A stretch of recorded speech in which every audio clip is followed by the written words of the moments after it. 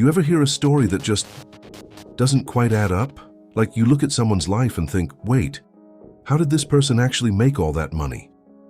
That's exactly what happens when you start digging into the life of Jeffrey Epstein. Because unlike most billionaires you hear about, people who built companies, invented products, or ran empires, Epstein's wealth was always wrapped in mystery.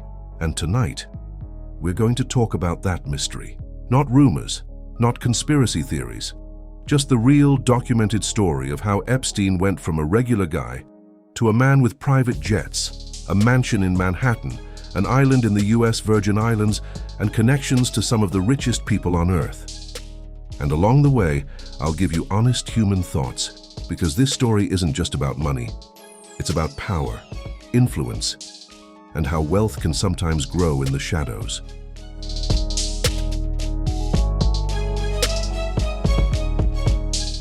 Quick disclaimer, this channel condemns all the criminal acts of Jeffrey Epstein.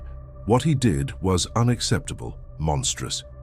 But this is a finance channel, and whether we like it or not, Epstein was financially powerful, and a lot of people are wondering how he built his fortune and what choices he made in life that led him to so much money. Disclaimer out of the way, let's keep the video going. Don't forget to subscribe and drop your thoughts about Epstein in the comments below. He grew up in Brooklyn in a modest apartment. His dad worked for the parks department. His mom was a school aide. No silver spoon, no trust fund. And honestly, that part of his story is relatable. A lot of people start small and dream big. Epstein was smart with numbers. Not a genius, not a prodigy, but sharp enough to stand out. He went to college, dropped out, and ended up teaching math at the prestigious Dalton School. Now here's where things start getting interesting, because Dalton wasn't just any school. It was where the kids of Wall Street elites studied. That's where Epstein learned his first real lesson. Money isn't just about working hard, it's about who you know. And Epstein learned that fast. The Bear Stearns years. One parent at Dalton recommended Epstein for a job at Bear Stearns. No finance degree, no experience, and somehow he got hired. That alone tells you something about the world of high finance. Connections open doors that talent alone sometimes can't. Epstein started as a junior assistant and worked his way into the options trading division. Options trading is risky, complex, high stakes. It's where you learn how the richest investors think. And by all accounts, Epstein was good at reading people, good at understanding what wealthy clients wanted. But here's the thing. No major record shows Epstein making huge fortunes during his time at Bear Stearns. He didn't invent a trading strategy. He didn't build a fund. He learned something more valuable: how rich people move money, how they hide it, how they protect it. That knowledge would become his real business later. Starting his own firm. In the early 1980s, Epstein left Bear Stearns, and he started his own financial consulting company. But here's where things get unusual. He claimed he only worked with billionaires. He said his minimum client net worth was $1 billion. Think about that. A man with no public track record, suddenly advising the ultra-rich. How? Well, one name stands out: Les Wexner. Wexner was the billionaire behind companies like Victoria's Secret. And at one point, he gave Epstein power of attorney over his finances. Let that sink in. One of the richest men in America, trusting Epstein with everything. That relationship changed Epstein's life forever. He got access to properties, money, social circles, and once one billionaire trusts you, others start to believe you must know something special. That's how reputation works in elite circles. Not facts, perception. And Epstein was very good at building perception. The mystery of his billions. Here's the truth. No one knows exactly how Epstein made most of his money. Not clearly. There's no big company, no IPO, no tech startup. Instead, he described himself as a financial manager who helped rich people with taxes and investments.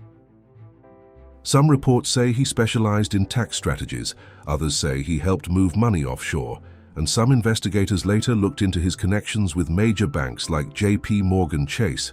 But the paper trail is thin, and that's suspicious because real billionaires usually leave footprints. Factories, products, employees Epstein left, relationships, and that's what makes this story unsettling. His wealth was built on trust from powerful people, and trust in the wrong hands becomes power. And power attracts more power. The social network. Epstein surrounded himself with elites, politicians, CEOs, celebrities. He owned mansions in Palm Beach, New York, Paris, and the Caribbean, and he flew on private jets constantly. But here's my honest opinion as a human being. When someone's lifestyle is that massive, and their business is that vague, something's off. Maybe not illegal at first, but definitely opaque, because transparency and extreme wealth rarely coexist unless there's a clear business behind it. And Epstein's business was access to people, access to secrets, access to influence. That kind of currency doesn't show up on tax returns. Eventually, investigations into Epstein's crimes changed how people looked at his wealth. People started asking, was his fortune exaggerated? Was it built through manipulation, through favors, through influence? We may never know all the answers. Because wealth built through private deals leaves private evidence. And when powerful people are involved, truth gets buried. And that's the most uncomfortable part of this story. So what can we learn from Epstein's rise? First, money doesn't always come from talent or innovation. Sometimes it comes from proximity to power. Second, if someone's wealth has no clear source, be skeptical, not cynical. And third, influence is the most valuable currency in the world and the most dangerous because it can buy silence, trust, and sometimes immunity. Jeffrey Epstein's wealth wasn't just about numbers. It was about networks, secrets, and the invisible side of money most of us never see. And honestly, that's what makes his story so disturbing. Not just what he did, but how he got away with so much for so long. How did a man with no famous invention, no blockbuster company, and no clear public track record end up surrounded by billionaires, private jets, and mansions on private islands? That's the question that keeps pulling people back into the mystery of Jeffrey Epstein. He wasn't a household name CEO. He didn't build the next Apple or Amazon. Yet somehow he moved in the same circles as presidents, royalty, and Wall Street elites. So what really happened behind those closed doors? Who trusted him with their fortunes? And why? What deals were made quietly, away from cameras? Was it genius-level financial strategy, or something far more complicated? Because when you start following the money, the story only gets stranger, and the deeper you look, the more one question refuses to go away. Do you realize how strange that is? A guy with that much money, yet hardly anyone knows where it all came from. What's your take on it? What do you think Jeffrey Epstein was doing that made him so much profit, that he gained so much power and influence among America's elite? There are so many questions and so few answers. The secret files about Jeffrey Epstein are still coming out. Let's wait and see what secrets he was hiding from us. I'll be honest with you. I really didn't like writing a script about this guy, knowing the atrocities he committed against minors. But like I said before, this channel is about finance, about how people made money, gained status, and became famous. And that Jeffrey Epstein had a lot of money, but a poor soul, a filthy soul, that right now is probably wandering in hell. If you found this story interesting, subscribe to the channel, because next time we're diving into another real story about money, power, and the truth behind success. Good night, and stay curious.